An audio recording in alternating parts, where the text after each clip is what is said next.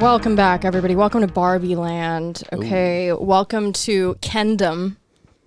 I saw it last night. I saw Barbie last night. Okay, I'm just gonna be honest. I knew going into it that it was gonna have vaguely, it's gonna have undertones of your modern day third wave feminism. Yeah. If it still even is in the third wave, I don't know if we're in the 18th wave and the 20th wave. Yeah. So I knew that. I knew the script was going to annoy me on some level. However, I thought, the production design, so beautiful. Set design, gorgeous. Visually, very pretty movie. There was a lot of work that went into this. A shit ton of marketing. I mean, probably I've never seen a marketing campaign like this. Not in years. So many resources went into making this massive movie with a huge IP. I mean, Barbie is just an iconic name. So you already built in have this audience ready to go to see this movie. I thought, though, that despite whatever bullshit they were going to try to shoehorn in there politically, I thought it's still Margot Robbie and I love her and she's so pretty and not mid. And, I love Ryan Gosling and I was like, this is going to be fun. It's just going to be a fun movie. I listened to Britney Spears on my way over there. Oh, God. I took an edible because it makes me more forgiving and nicer. So I thought, if I'm reasonably high and I haven't taken an edible in a while, I was like, I'm going to do it for this because I want to enjoy this. I want to have a nice time. I want to feel girly. I like that it's a feminine movie. I like that it's for women to feel girly and unapologetically so. I love that shit. Bro, the script is I don't want to say it was an abomination because there were funny moments. Yeah. But on the whole, yeah, I heard there was super annoying. And I really didn't want to be one of these people. Because, bro, Ben Shapiro's 45-minute long fucking rant where he thinks he's the new coming of Roger Ebert or something. Horrific. I mean, he's so lame. What a little culture vulture. Dresses up like Ken and goes. What? Yeah, dude. You didn't see the picture? He dresses up. I saw. And then the video that he did the 45 minutes on, the title is literally Ben Shapiro destroys Barbie movie for 45 minutes or some shit that. That's what it's 45-minute review. It's so funny because he spends 45 minutes saying, I'll never get these 2 hours back. And I'm like, yeah, and this 45 minutes back. And I think he's gay. Straight up, I think he's gay and I think he's closeted and I think he just needs to, he needs to own his Kenergy a little bit more. I wouldn't be surprised. Yeah. I mean, he's got some I know qualities. For a fact there's a lot of, I almost said Rick Rubin, Dave Rubins in the right wing, media ecosystem, whatever form it's in now with the internet and the fucking Daily Wire and all that. A lot of Milos. Not even, dude. Milo actually has a bit more Milo was that guy is a disgusting scumbag, but he has a bit more of a I don't want to say swagger because I don't really think he has swagger at all, but I think he has more of a flow. I think than Ben Shapiro, who's this very rigid and just kind of grating voice, really, really grating voice, super high pitched, super nasally, and he truly does look like an otter, but I think otters are very cute. Oh, Shapiro's a twink, bro. He's not an otter. He's an old twink. I think he could be an otter, right? No? I doubt. He's too hairless. Joseph in the comments, let me know, please. Thank you.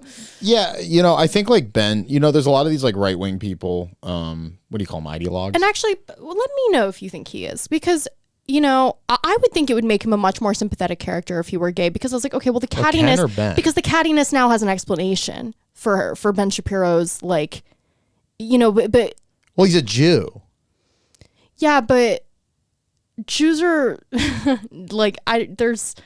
I like a lot of Jews, and I don't like Ben Shapiro. Jews, but that's the stereotype is he's hyper intelligent. I grew up with a lot of Jewish people. None of them were as Jewish dudes can be a little just obnoxious as Ben Shapiro. No, well, that's not the Jewish part. He's hyper intelligent. And he doesn't really understand that he's hyper intelligent, and he doesn't know what to do with it. There's people who I think the average person's mind always moves a little faster in their mouth.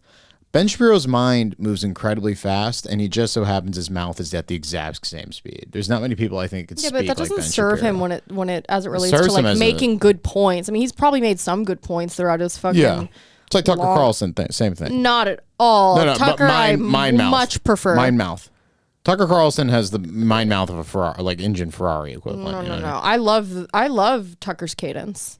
Yeah, Ben Shapiro just has an annoying voice. Super annoying voice, but also no, his style of speech is so. I think Tucker has a flow, like he really does, and he has beats that are pronounced when he's speaking and doing his monologues, and that's why when people impersonate him, it's like. Oh no. Yeah, like exactly, but in a good way. Whereas, like, I'm like, all of the notes are where they're supposed to be. And obviously, it's formulaic to a degree because he's doing monologues, and so the entire point of it is to kind of get you on board with what he's saying, and so he has to have natural pauses there. But so is Ben Shapiro's objective, but he just speaks like at length, I guess. I mean, I don't know if he's probably on some Adderall or something. I don't know. They're all on fucking uppers. They've got to be. Yeah, there's no way you can do that job probably without like.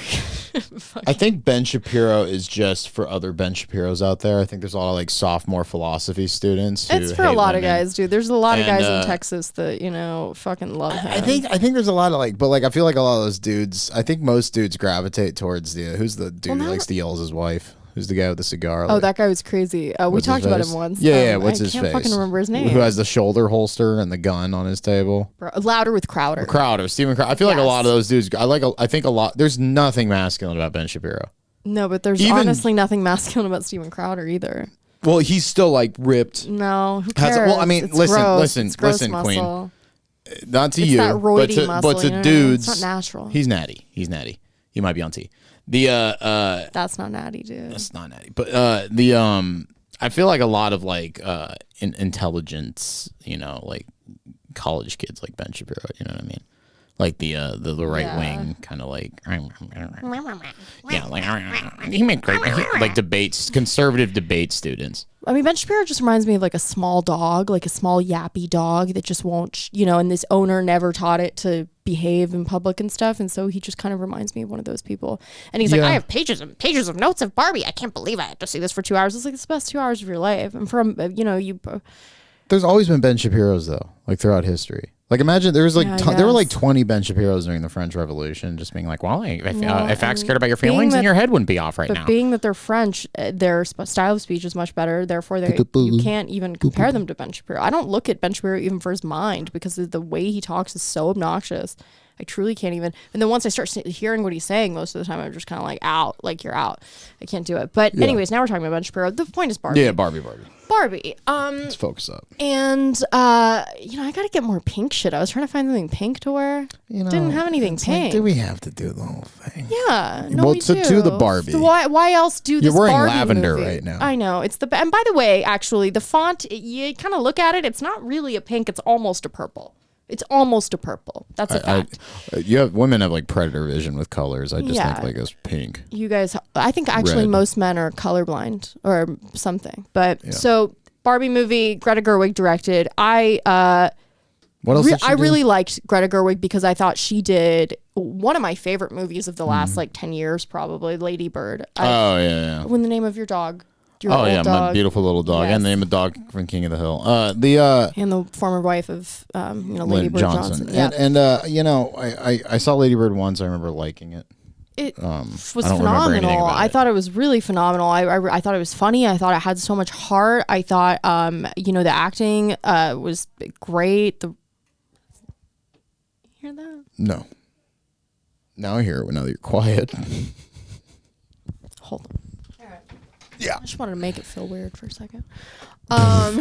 Very good. Yeah. So Lady Bird, I thought was phenomenal. I love the acting. Saoirse Ronan is such I think she has such subtlety and nuance to every performance she does, and I just think she's magnificent, honestly. And then Laurie Metcalf, who fucking Aunt Jackie from Roseanne, one of my all-time favorites. She's equally good at dramatic acting as she is at comedic acting, and so for that, hats off to her. She was amazing as the mom in this movie. All of the John the Knuckle cracking is going to drive me fucking up a wall. Well,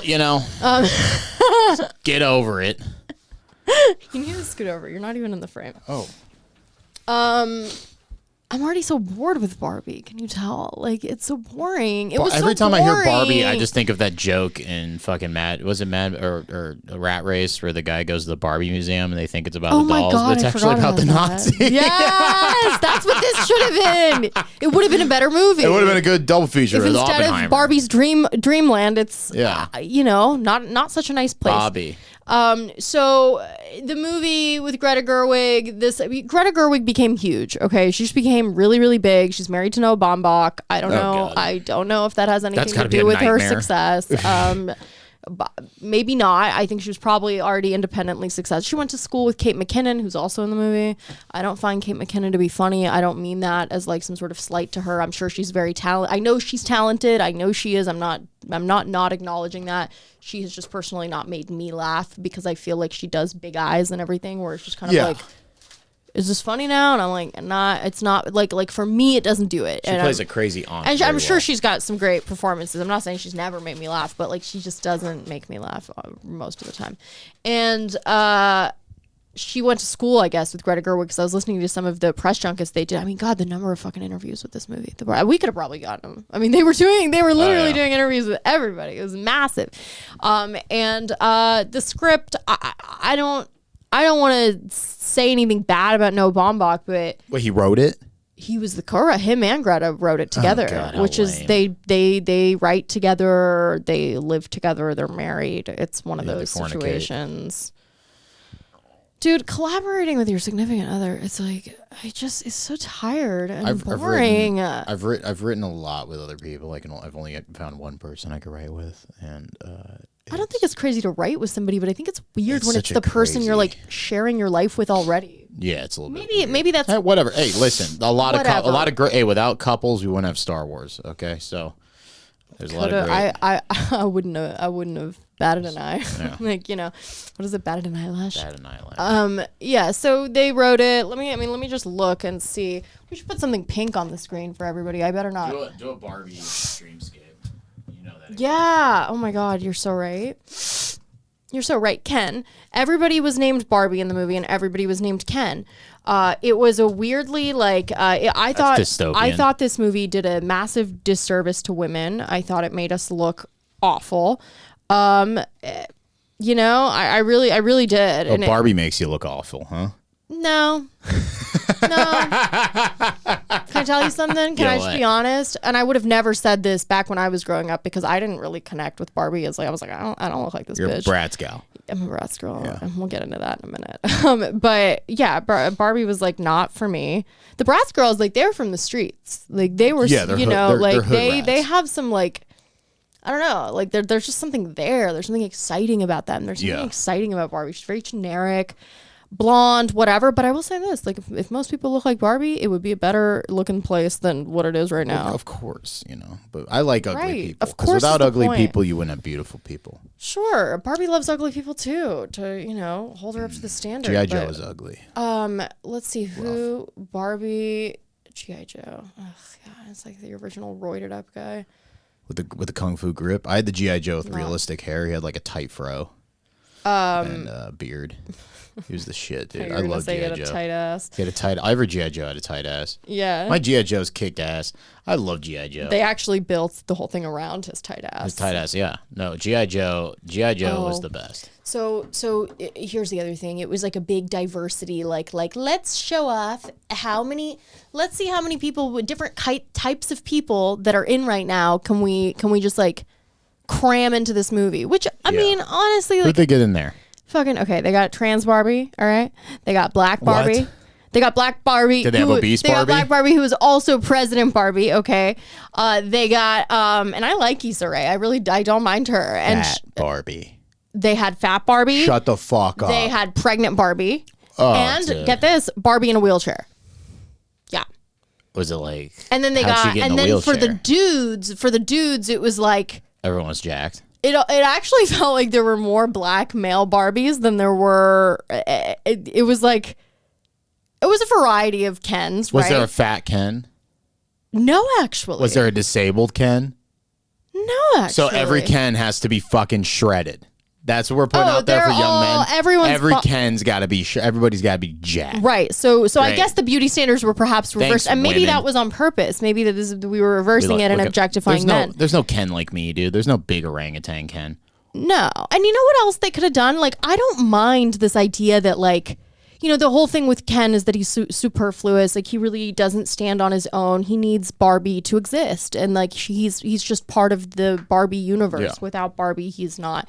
She's the sun for him. And, you know, that supposedly, like, is they used that I'm saying, like, that's enough for your little feminist trope to work. Just that premise alone of just Barbie not needing Ken and the women run everything in Barbie land. That's fine. I mean, that's what the doll is. So yeah, make that the world of the movie, but that speaks for itself. You don't need to then, in addition to that, which is already a funny premise, to reverse it, like, make all of this like proselytizing and just like pushing these platitudes, like more platitudes on you about like gender, and like it came from a very uninformed place of like someone who clearly doesn't really, like, I guess, understand the real world, because they probably haven't lived in it since they've been successful at being a filmmaker and an actor at a very young age and getting all these accolades and being, you know, making movies largely about other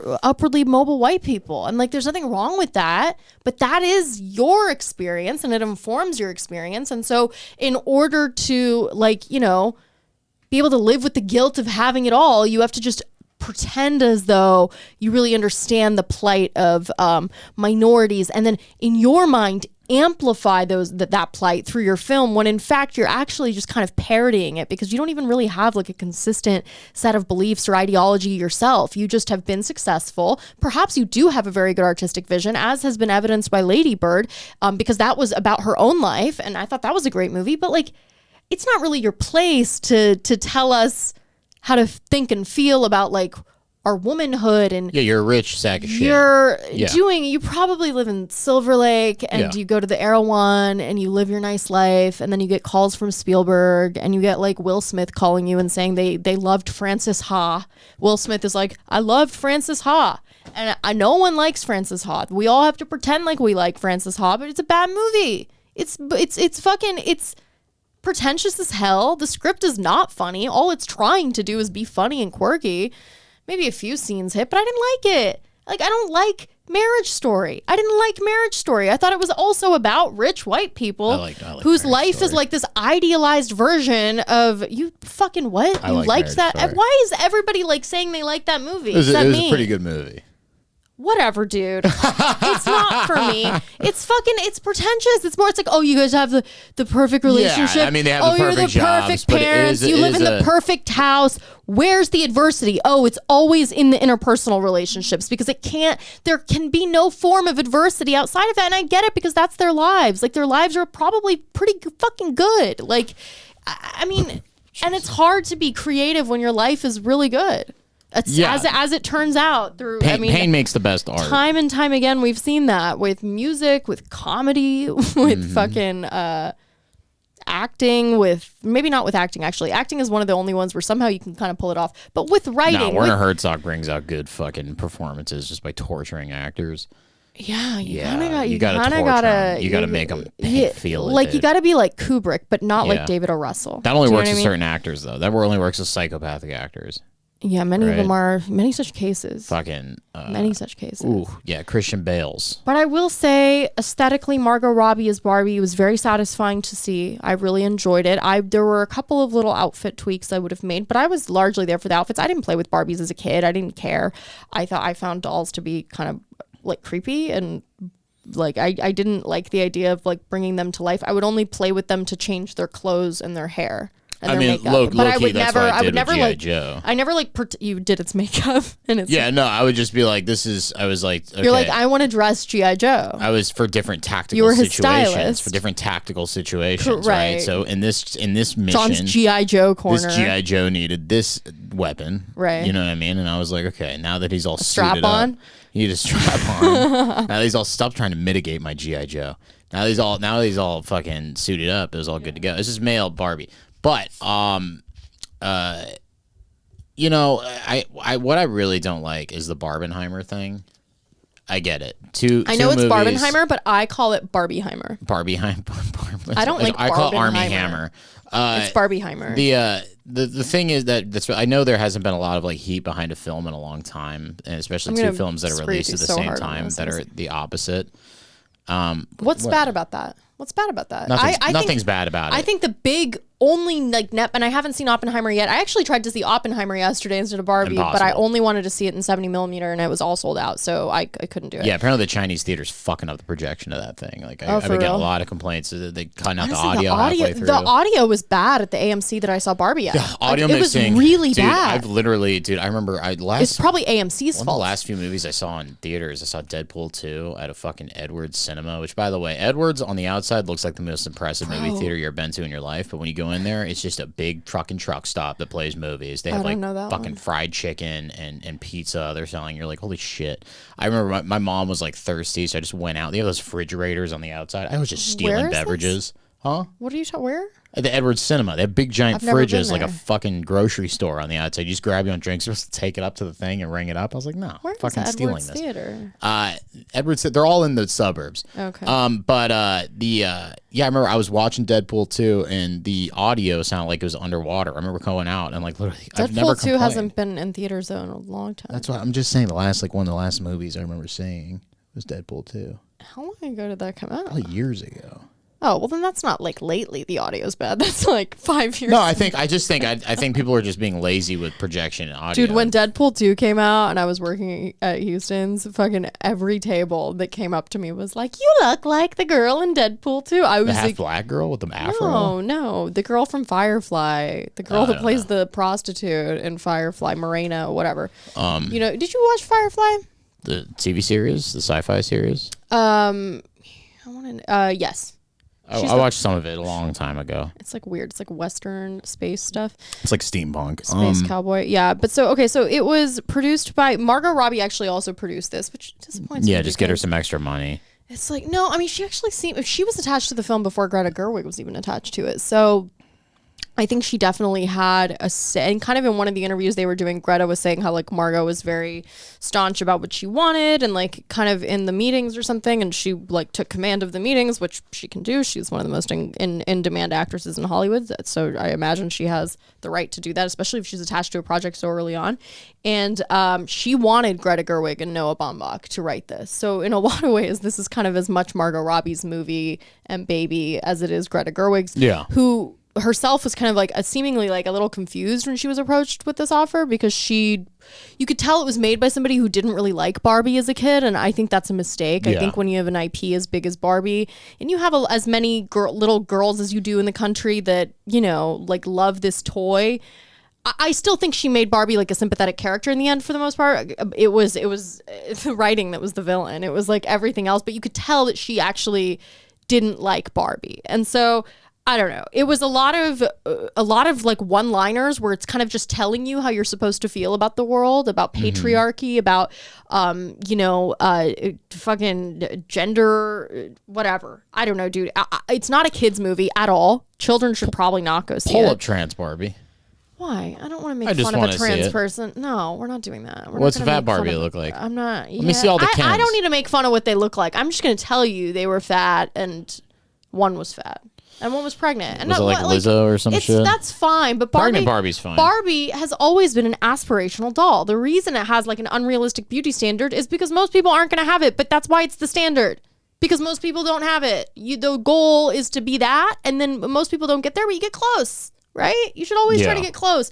But when you have Lizzo Barbie, then people think it's okay to be like half as fat as Lizzo. And that's also not okay. You shouldn't be. You should try to be healthy. So I'm not saying we should demonize people for having different body types, but this like forced and kind of like contrived casting that they do where it's just like, okay, how many we need black president Barbie woman, we need trans Barbie, we need fat Barbie, we need pregnant Barbie, we need Asian Barbie, we need and that's like, okay, fine, but it's like stick with like 2 or 3. You don't got to do like 10 different, you're tokenizing people. At that point, it just becomes like a diversity contest. And that's all we're in right now in terms of like, so thank God these are the last 2 movies that are going to come out for a while in this writer strike. Maybe it'll give us like an opportunity to kind of like reflect on our creative decisions over the last like 20, 30, or I'm sorry, over the last, 20, 30 months really, but maybe like 4 to 5 years. This has kind of been how it's just gotten increasingly more wacky as time has gone on, especially COVID for some reason accelerated the whole gender talk. I don't know if it's because of COVID or I don't think COVID makes you trans. I don't know, but it's just gotten wackier and wackier, and everything's like pigeonholed in these movies in this way where I'm like, man, like movie going's not fun. Like I was just excited to see a girly movie. I just wanted to like see a bunch of pink, and I did. I saw a lot of pink, but you know, there wasn't enough weed in the world to make me think like, okay, this is fine. And there were funny moments because of Ryan Gosling, because he's so fucking funny. He's so Ryan funny. Gosling has some fucking comedy chops. It ended up being his movie. I'm like, actually, this makes America Ferrera had like this long diatribe she did about like the woes of womanhood, and it was really boring, not funny, not entertaining. And by the way, really nonsensical. It was just kind of like this. I was like, oh, so you're like a crazy person, like you're like a nutso. She was like, they want us to be everything, and they want us to be sexy, but they want us to be independent, and they want us to be hardworking. I'm paraphrasing here. I'm probably badly, but it was just like this weird like list of vague complaints about like what it means to be a woman, and I'm like, oh, as though this applies to every single person. As though you're painting all of us with some broad brush of like victimhood, of like us walking through the world as though we have like a chip on our shoulder. Women have had a plight. Like I think that's been well established, right? And then we've like come a lot. We've done a lot to progress, and then all you're doing is setting us back by just like rehashing shit that's like, yeah, we figured it out. Okay, we're in the workforce. You made this movie. Yeah. We're okay. We're not in Iran right now. Can we please stop acting like we're fucking in Iran? Like none of these people know what it's like to be a woman going through You're things. not in Ethiopia. I have friends I know people in Iran that are dealing with the fucking Murad. They're getting other women weaponized against them to fuck. It's unbelievable what's happening over there. And then I come back here and every movie is acting like I'm some fucking oppressed. I'm like, I'm doing fine, thank you. People help me with like my groceries. If I need something from a high shelf, someone gets it for me. You get free McDonald's. Fine. I get free McDonald's. Don't really let myself use that very often, but I wish that's the real play of the womanhood, is like I have something like free McDonald's, but I can't use it because it's a double-edged. It's a catch-22. Exactly. You're like, I can't have free McDonald's. So it's actually more of a temptation. I'm gonna be Lizzo Barbie. I'm Lizzo Barbie. I'm fat, gay, trans, Asian Barbie, all put together. This meme online where it's like anytime a woman says Lizzo's beautiful, you just tell her she looks just like Lizzo. Yeah, you look just like her, and they just shoot themselves. It's just, and again, I wouldn't have a problem with I would never comment on someone like Lizzo's weight if she didn't fucking talk about it every moment. I'm like, she's now it's a Girl. discussion. No, but it's like face. I would never bring something like that up. She's musically talented, so if she was just out there singing, play the flute and doing her thing, I played the flute as well. Not like Lizzo. Not like Lizzo. Mm-hmm. I don't know. So it's like I would judge her on the merits of her voice, but she has made the weight such a topic of conversation that it's like, okay, well, now it's fair game. Now you want to talk about weight? Let's talk about how you're a bad influence on a lot of people. Boom. And whatever. I don't think people should be getting all of their life advice from pop stars anyway. I always thought that that's kind of whack. Like you should be raised by, your parents, and the morals they instill in you should be what's reflected, not, whatever pop shit you're watching. But yeah, there's an indirect influence, certainly, like that you get from pop stars, especially when they're telling you it's healthy to be fucking, 300, 400 pounds. It's like, that's an objective lie. It's not. It's extremely unhealthy. You're ruining your organs. Yeah, that shit's crazy to me. And yeah, so it's extremely irresponsible. It's adults. It's your fucking duty and responsibility to tell people the truth, especially children whose brains are forming and don't need to hear that. Don't need to hear that it's okay to just eat like shit, because one day they will grow to regret it if they have any brain at all. Yeah, they have heart disease. Which their brain might, at that point, it probably doesn't even work anymore because of all this fucking shitty oils. Yeah, they have a layer of seed oils over their brain. Preservatives, eating away their organs. Their blood is high fructose corn syrup. Right, and they've only been taught, how to live their lives and lifestyle choices through various government organizations, honey boo boos, who very much have an incentive to make you fat and dependent on the Western medicine They want you to die. They want you to be as dependent on them as quickly as possible and to die as soon as possible. They want you to be dependent and then die in like 30 years. But spend as much money as you possibly can in the interim. Yeah, and make more kids. Make as many kids. They want a fast turnover on more people. kids, fatter kids. Yeah, they want big fat kids who die quick and then they pay know taxes. That we're gonna die out soon anyway, so they don't need an army. Otherwise, they'd be worried about like having a fit army. But it's just not the case. Oh, they had some fake war scene in this, which I actually thought was kind of funny. What? Because it was just like the big battle scene ended up being a bunch of glitter coming out, and I thought that was kind of funny. Was it like Ken's going to war? Yeah, it was Ken's going to war. The like different Kens. Kens were having a civil war. Oh, and then there was like a weird thing where they had like a constitution. So I was like, okay, so they had Issa Rae as the black woman president. By the way, they did nothing with Issa Rae. They did nothing with any of the women that they cast. So the trans Barbie, you like never hear what her name is. Maybe you do, but you don't get a story on any of these people, but they make it a point to make them They're like dolls. They're dolls. They're just like, we just want you to know that we are casting equitably here and we're meeting our DE&I efforts, okay? That we've been told by like Warner Brothers or whoever that we have to strictly abide by, or perhaps it wasn't even that, and maybe Greta just made that choice. I don't know. But it was really crazy. I was like, okay, so you're not going to really do anything with Issa Rae's character. There's just like one part where she says like, motherfucker, and that's it. Oh, and I'm like, great, that's nice. And during the interviews, like Issa Rae didn't even seem that into it. Like during some of the press junkets, maybe I'm misconstruing this. At one point, they're like, did you have any, reservations about doing this film? And she's like, no, I didn't really feel like I was being tokenized or whatever, something like that. But as she was saying it, I'm like, I don't believe you. And then I watched the movie and I'm like, oh, you were just tokenized. Yeah. All of you. And by the way, be tokenized. I would fucking take it. Are you kidding me? If someone's like, we want Persian Barbie. I'm like, yeah, great. Sign me up. Yeah. I'm a POC. Yeah, please. Like, so I get why she would take it, but like this idea that you're not being tokenized, like all of you guys were being tokenized. It was just like it was just a way of getting away in their minds of Barbie being a white blonde girl. I'm like, it's okay to just be a white blonde girl. There's nothing wrong with that. Like this is not, by the way, it's kind of been role reversal. It's a lot better to be someone like me right now versus like if I were around in 2003. If I, at that time, it was very much like blonde, Hillary Duff, Britney Spears, like, and that's fine. Like, I grew up like loving them. Like, I thought that was great. That didn't make me feel anything like, I didn't feel less than because they were what they were. I don't compare myself to these people. I compare myself in terms of like physical fitness. Sure. Yeah. That I would like to make sure I'm keeping up on some level. And like, can I do my makeup properly? Like, but I don't need to like look blonde and white. So this idea that like you have to look like the people that you're watching, that's like rooted in narcissism. I think like you actually think that you're entitled to have somebody out there with influence and with a fan base that looks like you. Why are you entitled to that? By the way, this is America. There's a lot of there's plenty of diversity here. In every facet of American life, there's plenty of diversity.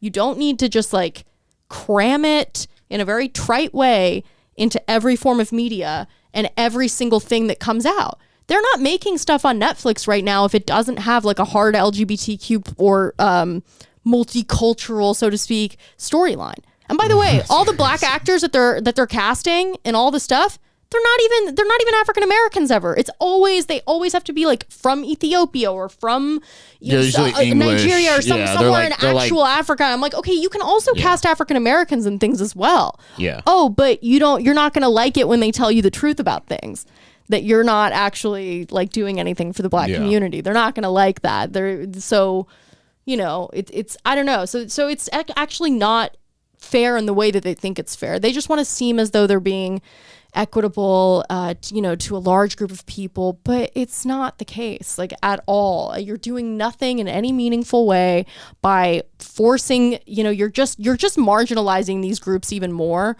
by acting as though they need your help, by pigeonholing them into these like different roles that maybe they otherwise would. I mean, what are the chances that there's wheelchair Barbie, black president Barbie, okay, Asian Barbie, what is it, fat Barbie, and then there's one and trans Barbie? What are the chances of all of that? It's like maybe one or two of those would pop up. They may make like a fat trans crippled Barbie, and that's the president. Well, the fat Barbie will be crippled eventually. Yeah, she'll have to go and undergo dialysis. She'll eventually get her own wheelchair, not because of any sort of paralyzed, like nothing. It's just she has septic shock syndrome. Or something. From heart disease will get her. Will get pork fat Barbie chop in her stomach. Yeah, and I'm sorry if this isn't very funny, but it's just like it really bothers me because I was really excited for this. And Will Ferrell's scene sucked, and I love Will Ferrell. He's Ken. He's like the president of Mattel. There are a couple funny sequences, like when Ryan at one point. Ryan Gosling's character, who's like very marginalized because he's just Ken and Barbie's really annoyed at him and he's in love with her and needs her to exist. At one point, the Kens take over Barbie Land. Good. And now it's Kendom, and he says like I've created my own macho casa dojo house, and this is no longer what I would call my house. Yeah, and it was like a fun, cool name, and they focused on that a bit, and I thought that was really funny. And then they had this big like standoff. Oh, and then there was a really funny part where all the other Barbies actually ended up serving the Kens, and Barbie comes and she's like, "What's going on here?" And they're like, "We actually like serving the Kens. Like we enjoy it." That's sick. And it was funny. I was like, "This is cool." Like, okay, great. And then Ryan Gosling is so witty, he has such charisma, and he has a lot of like musical and dancing talent too, so I'm glad it was displayed, even though it didn't really make any sense in the movie. They would cut to these dance numbers where he's, dancing to a song that Mark Ronson wrote for the movie, and I actually enjoyed those scenes more than anything else. Anything with Ryan Gosling in it was very good. He did this thing where he thought when they went to the real world, he thought like patriarchy meant that like men ran things on horses and like that it was like related to horses. And so he like was super into the patriarchy, and when he came back he created like Mount Rushmore with a bunch of horses, and there were cute little parts like that where I was like, okay, this is great. And Ryan's so funny, and his delivery here is great. I mean, honestly, the press junkets of his interviews are funnier than most of the movie, and the movie really attempts to be a comedy, and I think a lot of these movies fail when they try to be a comedy because they just end up like patronizing their audience by acting as though they're smarter than us. And yeah, by the way, you are smarter than a lot of the 8-year-olds going to see this, which is maybe why you should try to write. You are. So maybe like try to write to them a little bit. 8-year-olds are going to go see the Barbie movie. I know it's not a kids movie, but like kids are going to go see this movie. Yeah. So it's like, I don't actually have a problem with a trans Barbie being there at all, but some people had like an issue with that. I'm like, I don't care, dude. I just don't write in like a dumb and patronizing way as though women need, Greta Gerwig's musings on life and gender studies. We don't need that. Like nobody asked for that. Do anything you can to distract from that. That's not what we need. And so it just made me feel like honestly, the credits were great. When the credits started rolling, I was like, oh, this is great credits. Very loud, very lively. Where was that in the movie? Rhea Perlman was in it. Like, she was good, but they didn't do a good job at building a world, right? So they did in the visual element of it. So they built this beautiful, magnificent, like I think they did real sound stages. So it was quite an undertaking. And visually, I thought it was magnificent, just beautiful, but it was wasted with a bad script. And then on top of that, they didn't make you feel like you were really immersed in the Barbie universe, because they would kind of go in and out of Venice Beach and Barbie Land in a very nonsensical way. And I think that stuff is important in terms of like the space-time continuum of your film.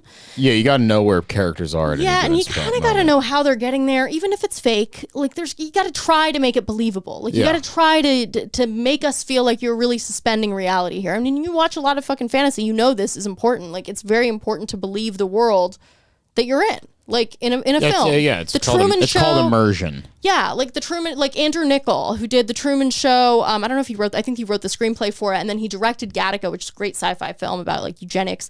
Great movie. It's such a good movie, and they do such a fantastic job at building a world, and you could do that same concept can apply to something like Barbie. Yeah. And I will make the Bratz doll movie, the anti-Barbie movie, and I want to be attached to that project. I want to write it. I want to direct it. I want to be in it. I want to I just have so many ideas for the Bratz movie that will be the anti-Barbie movie. Okay, the Bratz are... And the Bratz are so much cooler. They're like actually minorities. By the way, they're actually minorities, the Bratz. They're actually different races, and none of them are like were There's originally like a Puerto white. Rican brat. Yeah. There's like that's committing credit card fraud. Right. And eating pickles in a Chick-fil-A parking lot. And they have better style, okay?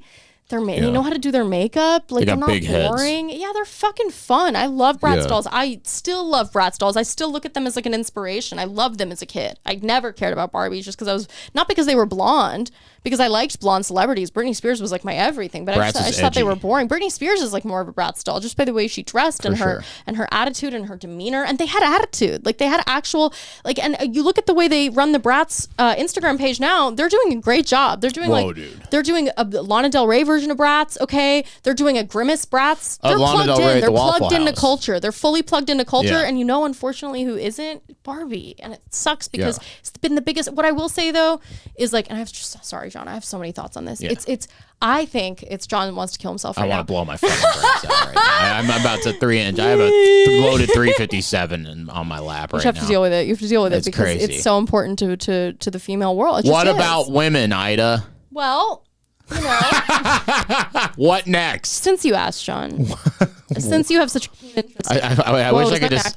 Oh, the mic. There we go. God's intervention. Anyways, we're going to talk about World War II and the Eastern Front. Does it work now? It's okay. What happened about women?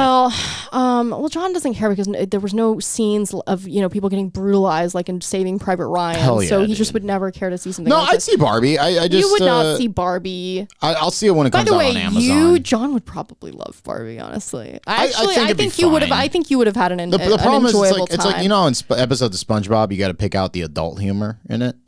Sure. Like, there's always jokes for adults in SpongeBob. Yeah. I probably would watch Barbie the same way. I just got to wade through a bunch of bullshit and then pick out the moments that I like. Yeah, which is what I did. Yeah. As well. There's, what was I going to say? Oh, there was this really funny thing with Ryan Gosling where they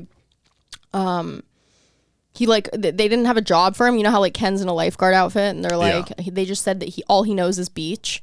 Like that's his job is just beach. And so when he comes to the real world, he's like, I do beach, but like he doesn't know how to swim and he can't actually. He just stands on the beach. He's a doll. Yeah. So they were able to like use elements of like the fake world with the real world. Like they were able to make some funny, but then at one point they go to Venice Beach and Margot Robbie gets hit on by a bunch of construction workers and they said like, hey, Blondie, you blah, blah, blah. And it's like these, and I think it's like Mexican construction workers too. Very good. And it's, good job, Greta. And they're like being incredibly sexist to her, but everyone's being really nice to Ryan Gosling, which some of that is true. Like, the Ryan Gosling was having a nice time because he was finally acknowledged as a human being and it made him feel really good. And I thought that was really good. But they said stuff to Margot Robbie where I'm like, you could have like a scene of her getting hit on in a way that's a lot more thoughtful and realistic than a bunch of Mexican construction workers saying like, hey, Blondie, like it's like, the 1950s or something. Yeah, I think if you were to catcall a woman as a group of men on Venice Beach, a lot of people would be a little more tactful about it. A lot of people would be like, shut the fuck up. Yeah, it wouldn't We're in California. Yeah. But so, I don't know, I thought it was really lame. I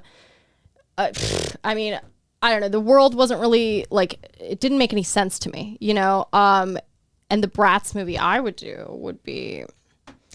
I don't know, man. I don't know. It's just, I will say though, for filmmaking, I think it's really cool that they had a double feature weekend like this. Like that has not happened in a long time. And I think it's particularly significant because the kinds of movies. So you have Barbie and then you have, which is a largely female audience. And then you have Oppenheimer, which, God, I tried to see it and I couldn't see it, but I need to see it. I wish I saw it before I made this episode before we recorded tonight. But, it's a biopic about the guy who created the fucking atomic bomb. And so the topics of these movies alone, it's not a Marvel movie, it's not a remake, it's not a sequel, it's not some recycled horse shit. It is new. And so for that alone, it's a success to me that they were able to like break records. I think that's cool. But of course there's a big strike, so who knows when this will happen again. But the fact that like he even had this happen, it was cool. I liked seeing all the girls dressing up in pink.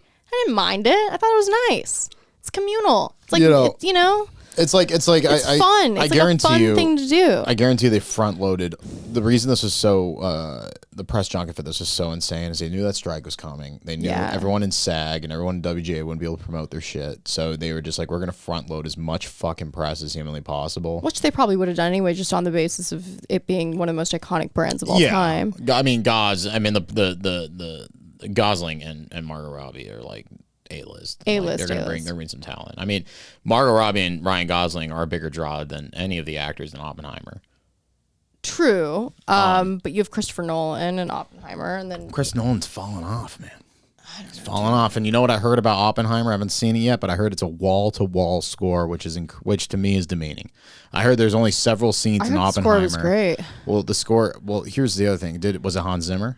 I don't is this think, his, no, yeah, it was is not. this It was first not. non-Hans Zimmer score? Yeah. I heard it's a wall-to-wall score. I heard it's hard to hear the dialogue due to the score. Oh. And I heard it's hard to pay maybe that attention. dialogue wasn't meant to be heard. Well, apparently there's several scenes in the movie where apparently there's a scene where they're discussing where to drop the bomb in Japan, and that is a scene where there is no music and they're just talking, and apparently that scene just hits 10 times harder than anything else in the movie because there is no fucking wall-to-wall score in it. And I think wall-to-wall scores work in movies kind of like, Star Wars or things like that, but the type of scores Hans Zimmer likes, the dun dun dun dun dun dun dun dun dun dun dun dun dun. It's almost like autistic and yeah. You have like this weird bizarre thing where you bring up Hans Zimmer constantly these days and how he's not Hans Zimmer, off. Christopher Nolan. The type of scores Christopher Nolan likes. Yeah. I was like, I like Hans Zimmer. I think he's an icon. Hans Zimmer is great, but the thing is he's. If you're a soundtrack nerd like I am, the levels of fucking music they're putting out in like the 70s and like the 80s for these big movies are like actual compositions. Like, and Hans Zimmer has had his. I think Hans Zimmer peaked in like 2008. Well, I think Hans Zimmer peaked with like Dark Knight Begins. You're thinking of big composers for big movies. Like what about like comedies? Like they have scores too. Like look at like Rolf Kent. Like he does incredible scores that are very subtle and not in your face. Pixar and Disney films have amazing scores. So yeah, Finding Nemo had an amazing score. Big and like that's a huge. Yeah, I loved but it's Finding not. It's Nemo. not. It's not so much like the score. In my opinion, the score for Dunkirk was like, and I don't think you always need to invoke a score. Dunkirk, yeah. Dunkirk, great score. no. I'm saying the opposite. It was not a good score. It was lazy. It was like, Well, and then they try to intellectualize it by being like having the constant ticking of a clock in the background. And it's like, okay, listen, you're not Gaspar Noé. Okay, you're not like putting subsonic notes to entice like this urgency in a fucking film. There are thousands of men standing on a beach being shot at by fucking planes. That's going to elicit urgency. The fucking constant ticking of a clock in the background is not. Am I thinking of Dune? I don't even remember because I've never seen Dunkirk. Dunkirk was a decent movie. Okay, Dunkirk was a decent movie about like one of the. It was a decent movie. Big war movies don't do a whole lot for me. Well, what's his face? The goddamn One Direction guy was in it. Why is that my guy? You're a lady. I don't care about Harry Styles. You're a Barbie. Fuck do I care? I'm not 7 years old. I think he's good. I don't have anything against him. He was all right. I did like Dunkirk because it really portrayed like the soldiers. They looked 17 years old. Every other war movie makes soldiers. Oh my God, soldiers look like 35, and I was like, oh, that's actually like right. They're in children. In Dunkirk, it was like children running through the street. It was very good.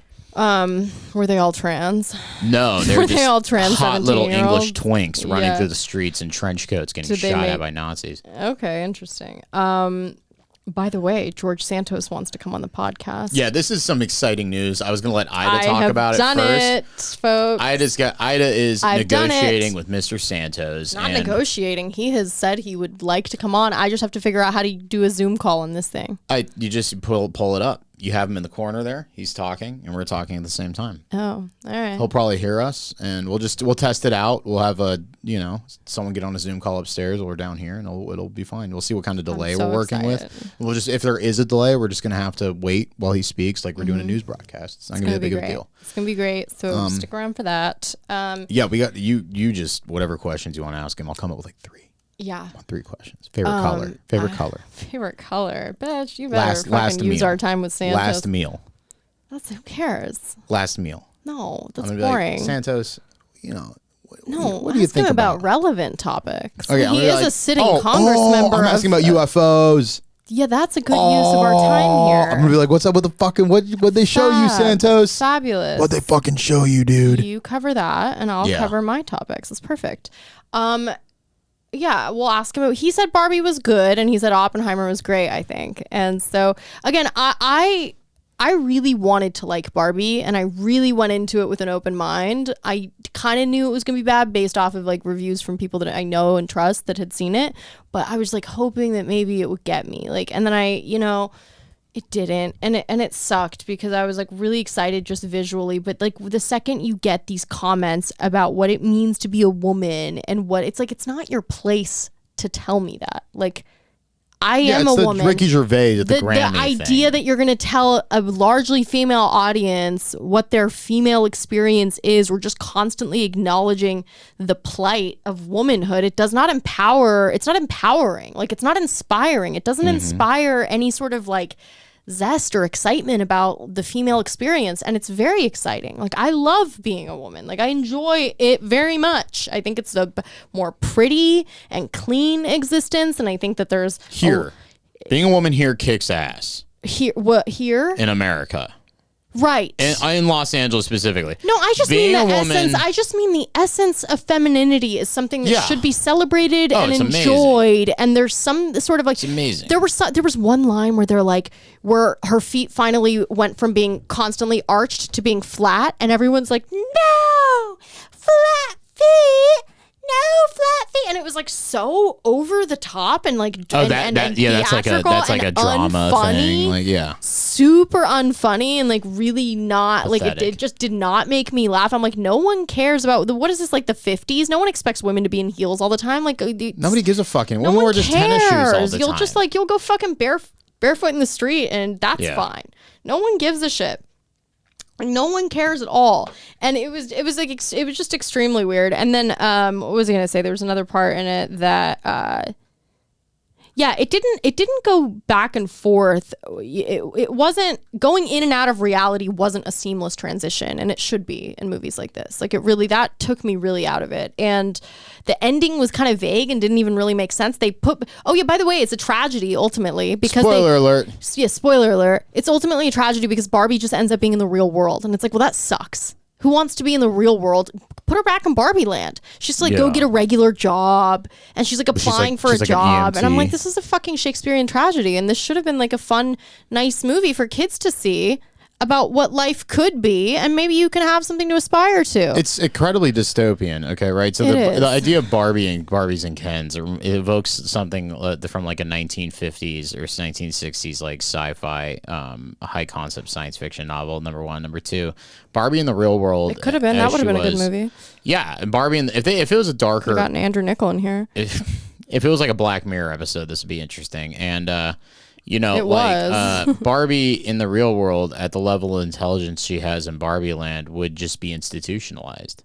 Yeah. She probably would be able to navigate the real world with the intelligence of like a 12 or 13-year-old child. Right. Right. So yeah, which is more than a lot of people. There's a lot of people who are just like, they just know how to collect their social security check and make sketty. If somebody could teach her how to do that, she'd be just fine. But yeah, it's a tragedy. I was like, why you got to put her in the real world? The real world sucks ass. Did Ken get put in the real world? I don't even know, but the movie was like about Ken. It was just like another win for men. I'm like, yeah, great. Like and Margot Robbie, by the way, was magnificent, and she's an amazing actress. But there was she as a central character, like the Barbie character, didn't have much of an arc, really. Like there was one good scene with the lady on the bench, and the old lady looks at her and then Margot says, "You're so beautiful," whatever. Like that was a nice moment. There was this weird part where like she goes and sees Rhea Perlman, and you kind of don't know if she's like in this purgatory, and you don't really like, in terms of like time, you don't know where she is. And then there was this part where they broke the fourth wall completely, and Margot Robbie, there was a line where it says, "You don't think I'm pretty anymore?" And then Greta Gerwig, her voice pops up and pauses it and says, "By the way, note to self, Margot Robbie's not the right person to cast in your movie if you're going to write this line." I'm like, bro, what? That is a no-no. You do not break the fourth wall that way. That's so fucking corny. I felt violated. I felt violated. Can you still be friends with me, Margot Robbie, when you make the movie? It was crazy, dude. It reminded me of like some shit like Adam McKay has been doing lately. This is what happened. They were in the writer's room. They had the script, and that was a note in the script that Greta Gerwig put in for fun, so that Margot Robbie would read it and be impressed with her. Right. And then they are all laughing about it so much because they have no sense of humor. They're like, let's put it in the fucking movie. And it's so it's so so invasive. Lame. It's so lame. Extremely lame. It's Lame. that should not be allowed in filmmaking, okay? And it's extremely jarring and takes you out of the movie completely. Not that you were really ever fully in it too, because again, like I said, didn't do a great job at weaving in and out of reality. And there was one part where it was a kind of like a Matrix reference, and I liked that. I don't mind. Some people have like a problem with the Matrix references or like certain subtle nods to the Graduate, or I don't know if it was The Graduate. No, Godfather. Certain movies, whatever. That's fine. You can write jokes for adults in movies that are targeted to kids, and I don't even know that this was targeted to kids, but it naturally is going to be because of the IP, because it's Barbie. So you should write with that in mind as well, that you are on some level writing to children, especially if you have children, like, and she does. So it's like, are you not thinking about that? And some people had a problem with like Ben Shapiro. I wanted to like it just because Ben Shapiro hated it, and it was bad. Yeah. And there was one part where she says a line that I thought was funny. There were occasionally funny moments. I'm not saying it's like completely bad all through and through. There are nice moments, but for the most part, no. There was a line where Barbie's crying, and people said like, if you run the world or something, and she's like, I don't run the trains or the flow of I don't control the trains or the flow of commerce or something. And it was like kind of funny, and it was fine, but largely like her monologues of like being like where she's trying to be funny, she like talked way too fast, and it was really unnatural, and you could tell that they're just trying to write like jokey lines in there that Greta Gerwig and Noah Baumbach thought that they were just like brilliant for writing like the zingers, and it was not, and like, this is not the time or place. This is not the indie movie. I know you're attached to this film, but it's like, this is not it. You have to take yourself outside of this a little bit if you're going to be directing this. How cool would it be, right? If by executive order, the next president was just like, there's going to be a new rule. If you make a bad movie, you're going to work in a salt mine in outer Siberia for like 13 years. I don't just get where you're going put some stakes up, right? Like, it's back in the day, you used to be like embarrassed to make a bad movie. Right. Now it's just, there's so much bullshit. Like, there's no way to lose anymore. There's no way to lose anymore, because if you win with one side, the other side's gonna no, listen. If you win with one side, the other side's gonna fucking hate you no matter what. So if you make a conservative movie, the conservatives are gonna love you, and then the liberals are gonna hate you, and you're gonna be like, oh, that was planned, whatever, it's a win. And then if you make a liberal movie, the conservatives are gonna hate you, the liberals are gonna love you, and you go, oh, well, they're just fucking racist, it's a fucking win. There's no such thing as a bad movie anymore to fucking critics. There's just critics who are either left or right leaning, and it's just ridiculous. They need to make, like, there needs to be an unbiased third party where if you make a shit movie, you get sent to a fucking gulag, okay? And then that's it. Right. I don't believe in the violence of there's no violence, it's just work. And then you make fucking good movies. Well, I like that in your movie land that they all go to a concentration camp. That's fine. Well, like a mine. Yeah, right. Well, I'm not gonna salt mine. Listen, the punishment is right there. Like, the history will not look back kindly on the creative direction of some of these films that we've been. Well, they're vaporized. It's extreme. No, it's extremely sad. Like, no one is more sad about the degradation of, like, film as an art form than me. I'm very upset about it. I've seen it just on a precipitous decline. It's very rare that I see a movie that it doesn't have some form of new politics just like shoved in there for really no reason. And we all know what politics it has to be in order to even get made. So that takes a lot of fun out of filmmaking. But we all thought, like, well, Barbie is something that everyone can enjoy. We can do a Top Gun terrible script too, and it didn't have any political of one side. It lost on the basis of the script is just bad. The plane sequences were fine. Even the war scene was in some unnamed country. But it's like they just didn't have any good writing, so it was just like it's kind of a wash for me just because of that. Well, I don't care what you did with the place. Is being criticized. I heard it was good though. I heard it's being criticized from a like racial standpoint. They're saying like there's no black characters in Oppenheimer. Who the reductrists or the like left. They're saying there's no black characters in Oppenheimer, and it's like I don't know. It was 1944 and fucking. Yeah, no. What? Well, no, I don't think anyone can say that because it's a historical biopic. So I don't know how anybody could even make. Saying it. Well, that's very funny. If anyone's making that fucking argument about a biopic that literally has a historical like source with which to like you know what I'm saying, like that's crazy. But I should have seen that. But it's like I feel like I'm living through a fucking missile crisis anxiety every day right now anyway because of the Ukraine shit. So I mean, ever since the advent of the atom bomb, we were never gonna like go back to just pre-Cold War knowing that if you have a war, you have to like really have a war. Where I was like, now you can just press a button. Well, the aliens won't let it happen. So no, the aliens are on our side. There's going to be a hearing tomorrow. You said David Grush. Oh yeah, David Grush is testifying in front of Congress. It's going to be live. I'm going to watch the entire fucking thing. I hope he talks about Barbie. He's going to actually in his opening statement that was released today. He gives a full review of the Barbie movie and literally doesn't mention UAPs or UFOs whatsoever. Yeah, he just talks about Greta Gerwig. Yeah, he's like Greta Gerwig is a mediocre mid director, right?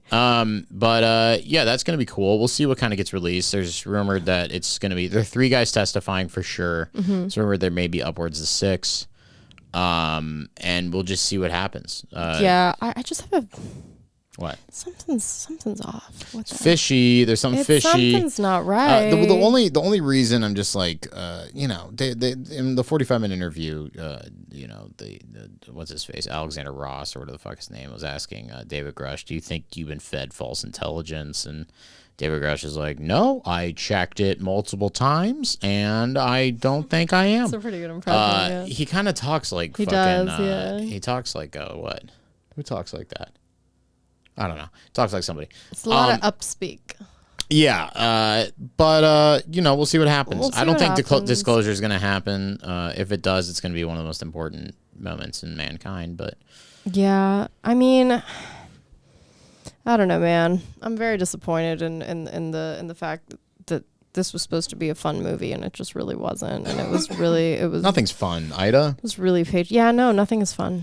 Nothing's fun. And if it is fun, someone's got to come in there and see how can we make this unfun. I am very much looking forward to Napoleon, Ridley Scott's Napoleon, which will be epic as shit. When is that coming out? Thanksgiving, I believe. I haven't seen a Ridley Will Scott these movies still be coming out during the strike? Yeah, it's already been shot. Because they can't. I don't think they're going to come out with them because they can't market or promote them. Oh, people will know.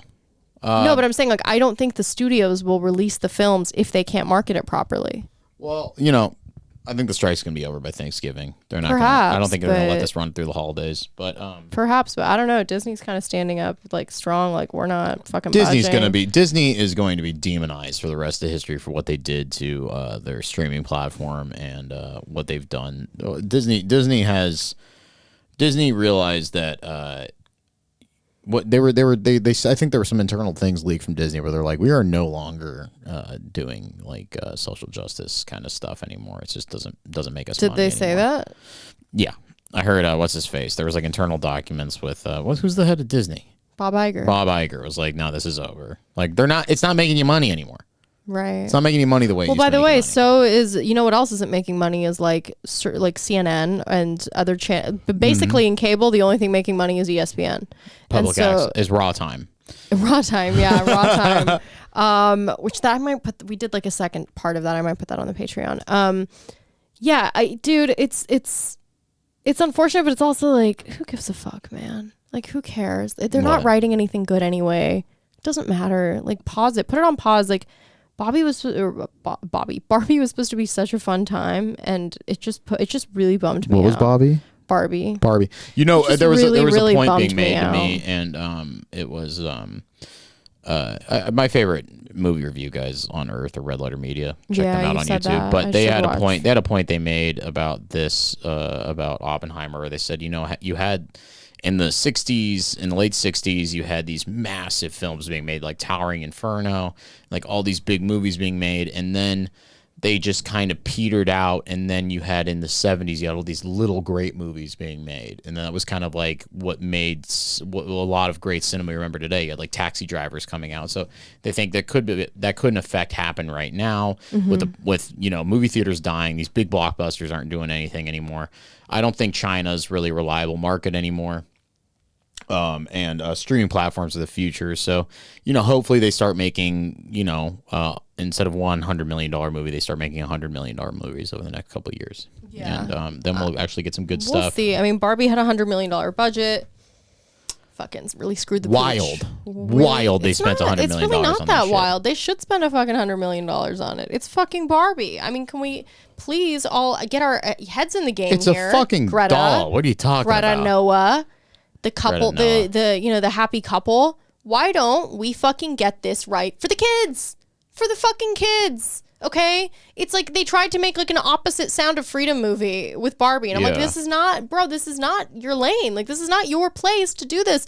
If you know who should have made the fucking Barbie movie, like Richard Linklater or something. He fucking killed School of Rock. He made that an awesome movie for adults and kids, and he created a world, and you were immersed in it. Sure, there was no suspending of reality, but I think he could have easily done it. It's just a matter of respecting the brand on some level, and you could still kind of put in there like ways of ameliorating the fact that like Barbie is like unrealistic beauty standards. You could have a way of making that like, you know, it doesn't have to be completely anti-feminist. It's a fucking women's movie, but you can do this in a way that's like natural and not like, it's not preachy and it's not lame and you can make it funny. They could have made this so funny. Like Ryan Gosling should have just written the script. I mean, he was the only comic relief in the whole fucking movie. It's just confused. I think people just get confused, especially with modern movies. Like they're like, okay, we're gonna make, instead of thinking in the lines of I'm going to write a feminist narrative, why don't you write a woman's narrative? What do you mean? So instead of making a movie about, instead of trying to shoehorn black people into a film, why don't you write a black narrative? Why don't you make a story centered around an African American? Well, we didn't even get any backstory of these minorities that they they just like crammed into this movie.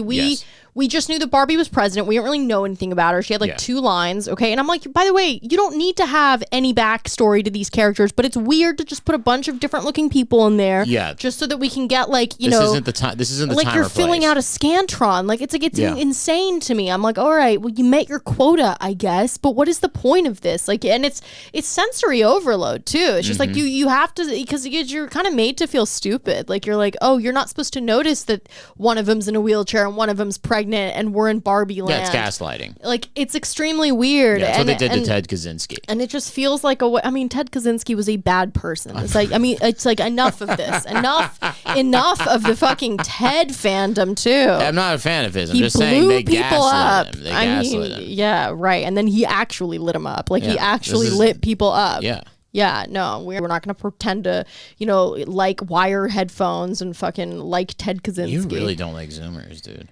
It's not that I don't like Zoomers. You don't like Zoomers. I hate them. Yeah, so I don't know what you. I mean, I was trying to find a thing we could bond over. I don't hate anybody except right now, Greta Gerwig. Greta Gerwig. I'm kidding. I don't. She made a phenomenal movie. What's conflicting about it is phenomenal movie. Lady Bird is a phenomenal movie. Oh, I thought you meant Barbie. No, I said Barbie sucked ass, and it did suck ass. Lady Bird was a phenomenal movie with so much heart. And how much say did funny. she have in Lady Bird? How much of that is actually She directed her? and wrote it, and it's about her life. So I would say she had a lot of say. But how many people were questioning her decisions?